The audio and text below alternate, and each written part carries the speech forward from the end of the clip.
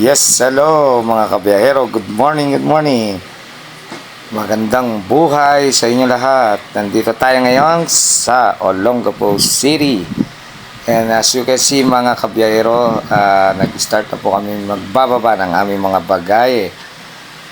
Well, definitely dalawa po kami dito truck na nag-deliver sa YBC Groceries Supermarket. Yan po, medyo napagod na po ang inyong bida.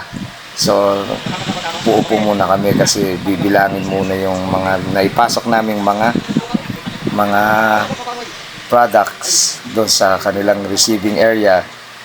Medyo kasi maliit to mga kabiyahero, kaya pinagpahinga muna kami.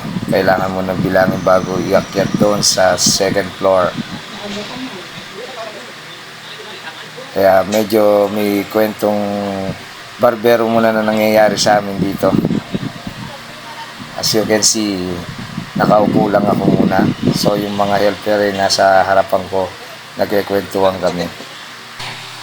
At yun na nga mga kabiyahero, ganun pa rin ang sitwasyon. Nakaupo na naman po tayo dahil pinatigil na naman po ng checker ang aming pagbababa dahil magla-lunch daw muna sila.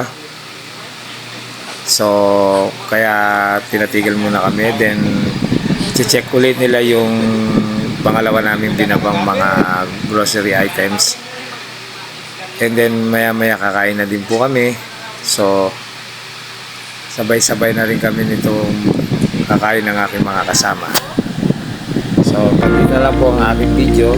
Sana magustuhan niyo po. At please, paki-follow and share na lang ang aking video. Thanks and have a nice day po sa inyo lahat. Thanks for watching. God bless.